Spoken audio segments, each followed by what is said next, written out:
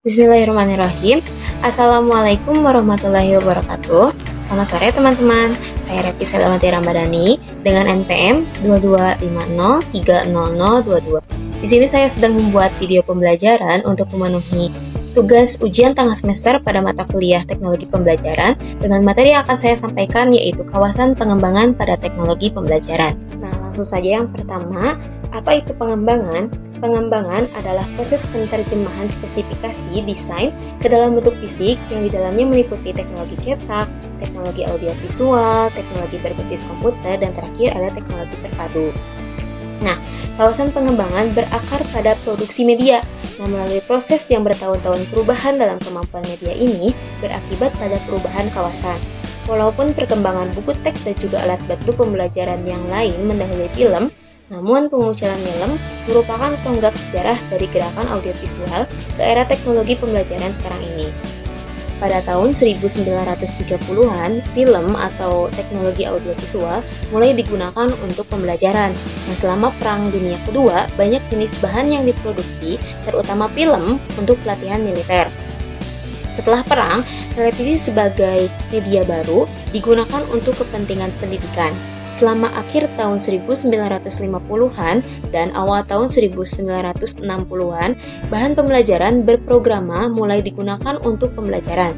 Sekitar tahun 1970-an, komputer mulai digunakan untuk pembelajaran dan permainan simulasi menjadi mode di sekolah.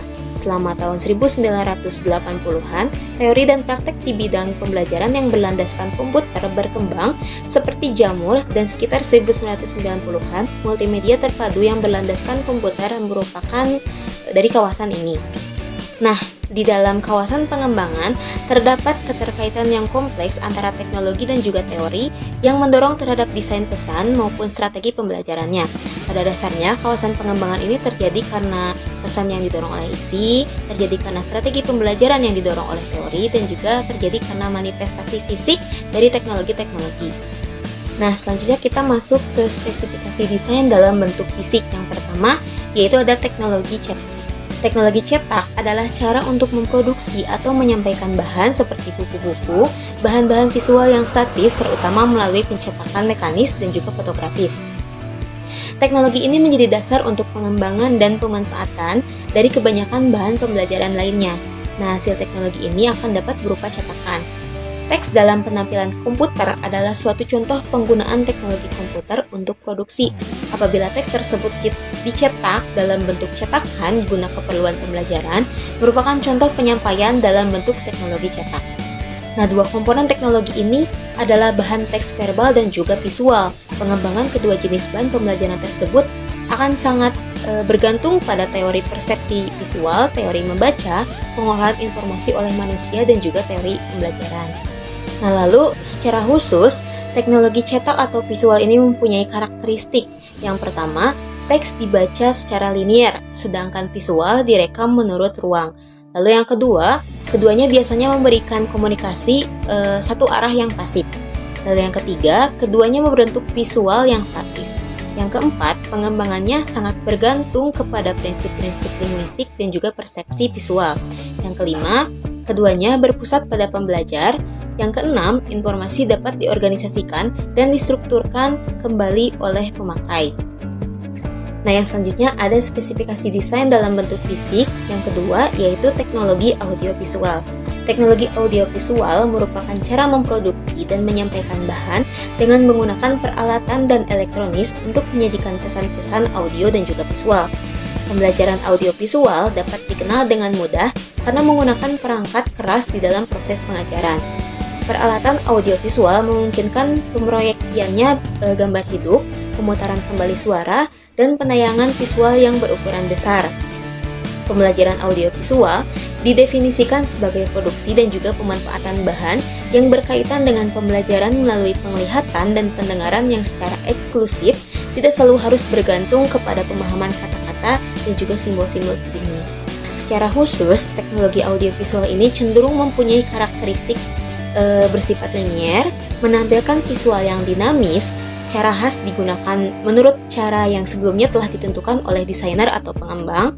Lalu si teknologi audiovisual ini cenderung merupakan bentuk representasi fisik dari gagasan yang real dan juga abstrak. Teknologi audiovisual juga dikembangkan berdasarkan prinsip-prinsip psikologi, tingkah laku, dan juga kognitif.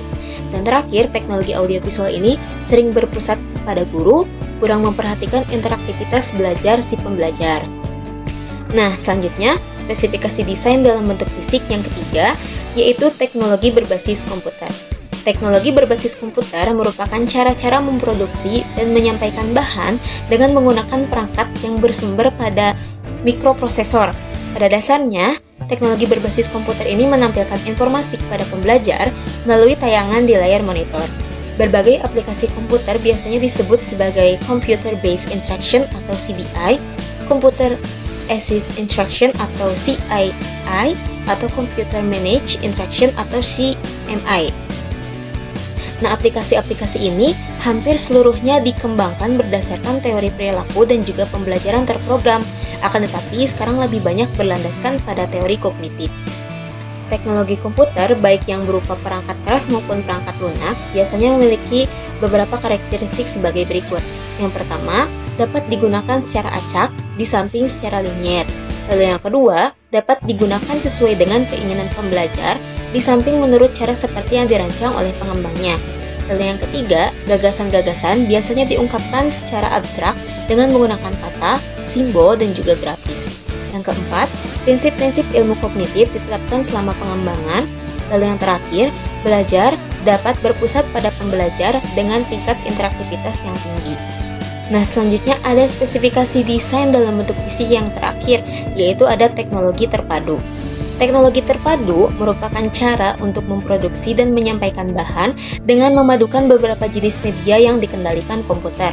Keistimewaan yang ditampilkan oleh teknologi ini, khususnya dengan menggunakan komputer dengan spesifikasi tinggi, yakni adanya interaktivitas pembelajar yang tinggi dengan berbagai macam sumber belajar.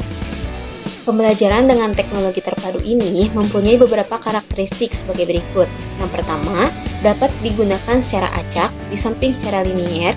Yang kedua, dapat digunakan sesuai dengan keinginan pembelajar, di samping menurut cara yang dirancang oleh pengembangnya. Yang ketiga, gagasan-gagasan sering disajikan secara realistik dalam konteks pengalaman pembelajar, relevan dengan kondisi pembelajar, dan juga di bawah kendali pembelajar. Lalu yang keempat, prinsip-prinsip ilmu kognitif dan konstruktivisme diterapkan dalam pengembangan dan pemanfaatan bahan pembelajaran. Yang kelima, belajar dipusatkan dan diorganisasikan menurut pengetahuan kognitif sehingga pengetahuan terbentuk pada saat yang digunakan. Yang keenam, bahan belajar menunjukkan interaktivitas pembelajar yang tinggi. Dan yang terakhir, sifat bahan yang mengintegrasikan kata-kata dan contoh dari banyak sumber media. Sekian yang dapat saya sampaikan mengenai kawasan pengembangan dalam teknologi pembelajaran. Walaupun secara daring, semoga apa yang telah saya paparkan dapat diterima dengan baik, dapat bermanfaat, dan juga mendapatkan nilai yang memuaskan. Sebelum diakhiri, saya ingin mengucapkan terima kasih kepada Bapak Randy Trianti MPD selaku dosen pengampu mata kuliah teknologi pembelajaran yang telah memberikan tugas ini kepada kami. Mohon maaf apabila terdapat kesalahan pada penuturan maupun perilaku saya. Sekali lagi terima kasih. Saya Revi Selamatira Ramadhani, pamit undur diri. Wassalamualaikum warahmatullahi wabarakatuh.